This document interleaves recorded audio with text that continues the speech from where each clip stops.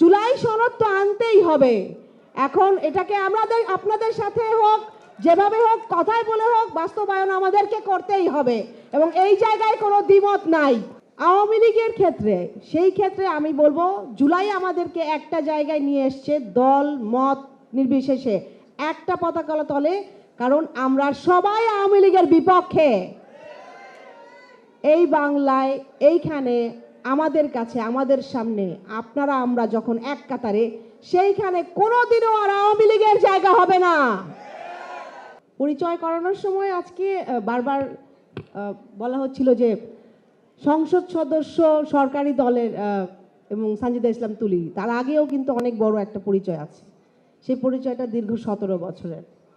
সেই পরিচয়টা দীর্ঘ 17 বছরের কঠোরভাবে ফ্যাসিজমের বিরুদ্ধে শক্তভাবে দাঁড়ানোর, মায়ের ডাকের সব পরিবারদেরকে নিয়ে, যাদেরকে বলপূর্বক গুম আর বিচার বহির্ভূত হত্যার শিকার হতে হয়েছিল। আজকেও আপনাদের সামনে সেই কঠোরভাবেই দাঁড়িয়ে আছি, কারণ আজকে আমার সাথে আরও যুক্ত হয়েছে আমার বিগত জুলাইয়ে হারিয়ে যাওয়া সব ভাইরা বোনরা, যারা রাস্তায় নেমে এসেছিল, যাদের গণ অভ্যুত্থানের মাধ্যমে আজকে আমরা এরকম একটা মুক্ত জায়গায় দাঁড়িয়ে কথা বলতে পারছি। শ্রদ্ধা জানাই তাদেরকে স্মরণ করি। আজকে এই মঞ্চে প্রথম থেকে যাদেরকে আপনারা দেখতে পাচ্ছেন, বিডিআর ম্যাসাকারে আমরা যাদেরকে হারিয়েছি, আমরা শাপলা গণহত্যায় যাদেরকে হারিয়েছি, স্বৈরাচারের বিরুদ্ধে গণতন্ত্র পুনরুদ্ধারের আন্দোলনে বলপূর্বক গুমের শিকার আর বিচার বহির্ভূত হত্যার শিকার যত ভাইদেরকে যাদেরকে হারিয়েছি, এবং তারই ফলশ্রুতিতে আমার মনে হয় যে জুলাই আসলে আমরা কিভাবে দেখি। আমি রাজনীতিতে অনেক দিন না, ইলেকশনের পূর্ববর্তী সময় থেকে, কিন্তু রাজনীতিতে না থেকেও রাজনীতির বাইরে থেকে স্বৈরাচারের বিরুদ্ধে যখন থেকে দাঁড়াই, তখন থেকে পরোক্ষভাবে রাজনীতির সমালোচনা ছিলাম, রাজনীতির প্রেক্ষাপটের মাঝখানে ছিলাম এবং আলোচনার মাঝখানেই ছিলাম।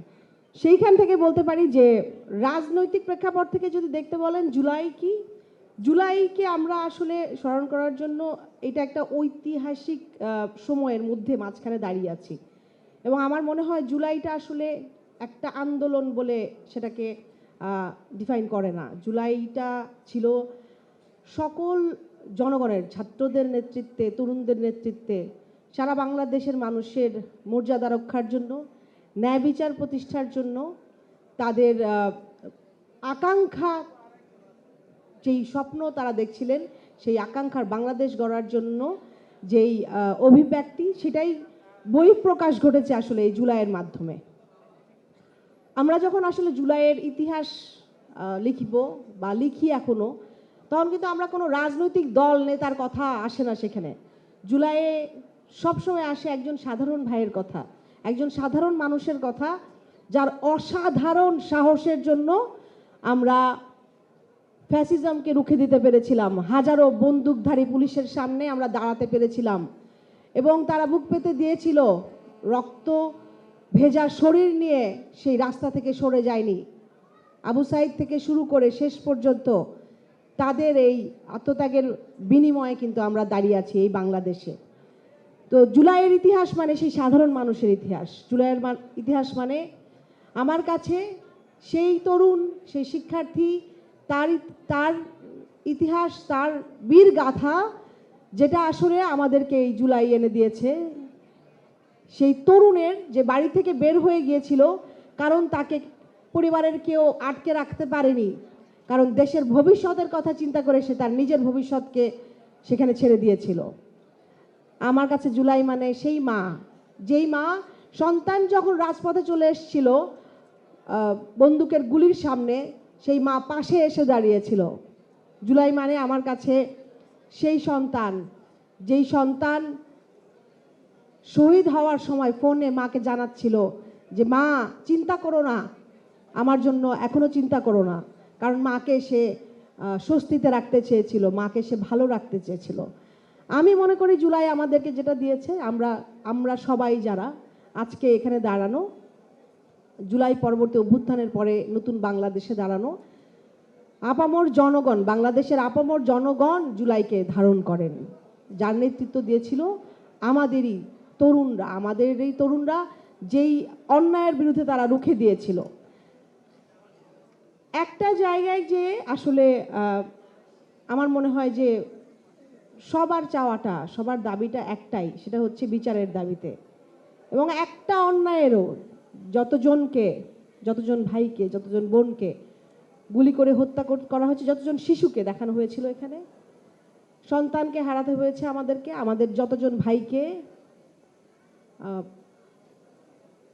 অনেকটা সময় আয়নাঘরে গুম করে রাখা হয়েছে, যাদেরকে সেই সময় বিচার বহির্ভূতভাবে হত্যা করা হয়েছে, তাদের একটার বিচার আমাদের সামনে হবে ইনশাল্লাহ।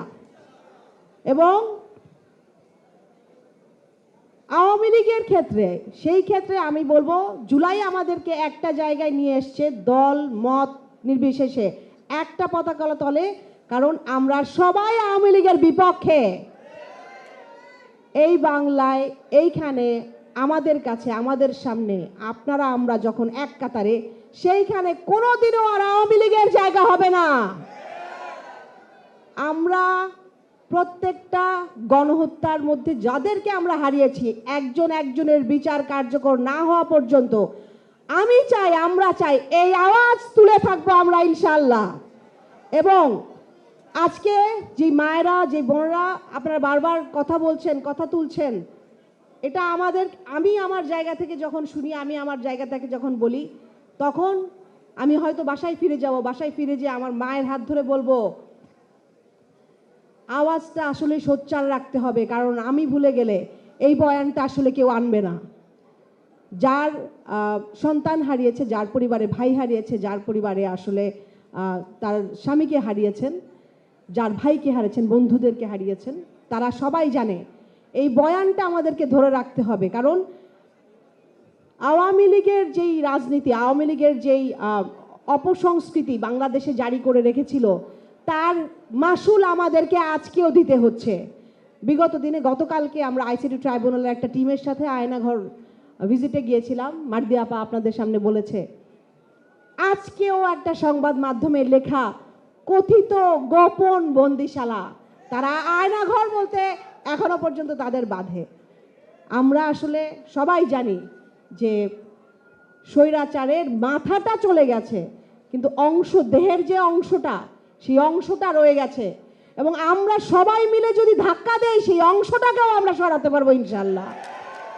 এবং আমাদেরকে ওই আওয়াজটাই জারি রাখতে হবে, ওই ধাক্কাটা একসাথে করে দিতে হবে। অবশ্যই সেই জোর দাবি থাকবে, যাদের আত্মত্যাগের বিনিময়ে আমরা এই নতুন বাংলাদেশ বিনির্মাণ করছি। সেই আন্দোলনে কিন্তু অনেক বোনেরা ছিলেন, অনেক নারীরা ছিলেন।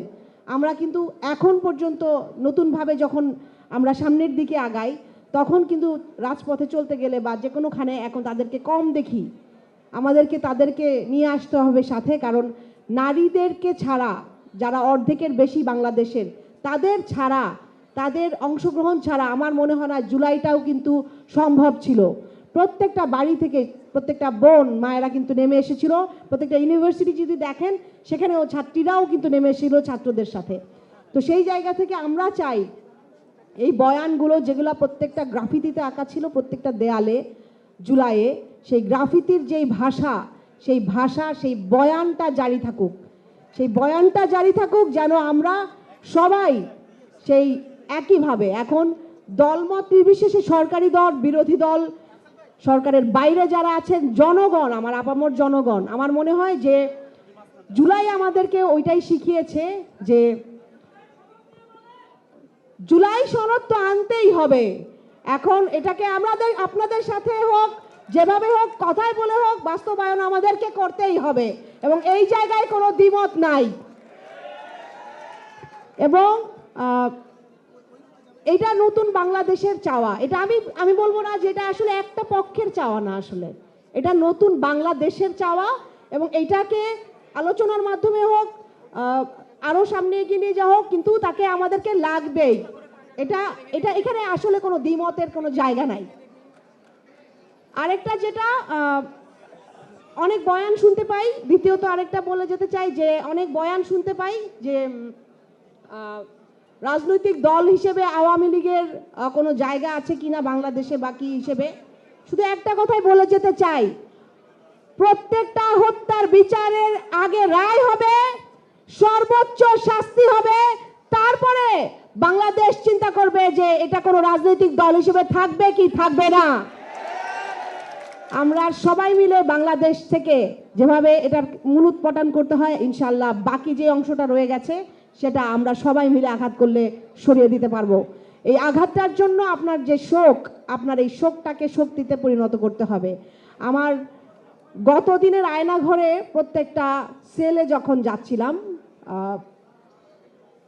একদম নিচের তলায় ছিল যেগুলোকে ডেথ সেল, কবর সেল বলে, তো কবর সেলের দেয়ালে দেয়ালে অনেক লেখা ছিল, অনেকে মা লিখে রেখেছেন, অনেকে আই লাভ মাই ফ্যামিলি লিখে রেখেছেন, অনেকে তার প্রিয় স্ত্রীর নাম লিখে রেখেছেন। আমাদের একজন কায়সার ভাই ছিলেন, উনি ড্রাইভার ছিলেন, কায়সার ভাইয়ের স্ত্রীর নাম মিনু, একটা দেয়ালে মিনু নাম লেখা। মিনু নাম লেখাটা দেখার পরে এসে তাকে বলার মতো শক্তিটা আসলে আমার কাছে ছিল না যে আমি তোমার নাম সে আয়নাঘরে দেখে এসেছিলাম। অনেক ভাইদেরকে হারিয়ে ফেলেছি, হয়তো শেষটা কি হয়েছিল সেটাও আমরা জানি না, গুম হয়ে যাওয়া যেই ভাইদেরকে হারিয়ে ফেলেছি। তো সবার সাথে এই যে হাজারো প্রাণের বিনিময়ে আমরা এখানে দাঁড়িয়ে আছি, সবার সাথে আমাদের চাওয়াগুলা একটাই থাকবে, আসলে তাদের এই আত্মত্যাগকে যেন আমরা বৃথা যেতে না দেই। এই ন্যায় বিচার প্রতিষ্ঠার মাধ্যমে এবং যেই পরিবাররা আছেন তাদের পুনর্বাসনের দায়িত্ব এই রাষ্ট্রের, এই সরকারের, সেটা যেন যথাযথ হয় পুনর্বাসন, ইনশাল্লাহ সেই লক্ষ্যে আমরা কাজ করে যাব। আর আপনারা জানেন মুক্তিযুদ্ধ মন্ত্রণালয়ের মধ্যে দুইটা অধিদপ্তর হচ্ছে, একটা অলরেডি জুলাই অধিদপ্তর আছে যেখানে প্রত্যেকজন জুলাই শহীদ এবং আহতদেরকে ভাতা প্রদানের জন্য বিগত বাজেটে আনা হয়েছে। আমি বলতে চাই যে আমরা ইন্টারিম সময়ে আসলে যেই গণনাটা 1400 গ্যাজেটেড জুলাই, সেইটার থেকে আমার মনে হয় যে অনেকের নাম সেখানে আসেনি। তো সেই কাজগুলোকে আমাদের সবাইকে একসাথে করে এগিয়ে নিয়ে যেতে হবে, যেন কোনো শহীদ বা কোনো আহত বাদ না থাকে এবং সকলের নামটা চলে আসে। বিগত ফ্যাসিস্ট সরকারের সময়ে এই নামটা তুলে ধরা বা ওই যে হসপিটালে আমরা দেখেছি যে রেকর্ডগুলো ভেঙে ফেলা হয়েছিল, সেই জায়গা থেকে ভাই বন্ধু যার কাছেই যেই তথ্য আছে সেগুলো দিলে হয়তো আমরা সেই জায়গায় আসতে পারবো। আপনাদের সবাইকে অশেষ কৃতজ্ঞতা এবং আপনাদের সাথে থাকার প্রত্যয়। আর রাজনীতিক চোখ থেকে বলেন, একজন মানবাধিকার কর্মী হিসেবে বলেন, যেখান থেকেই দেখি না কেন, প্রথমে আমার কাছে আসলে একটাই চাওয়া থাকবে নতুন বাংলাদেশ গড়ার জন্য, সেটা হচ্ছে ন্যায় বিচার। আমরা সবাই চাই বিচার, সেইটাই।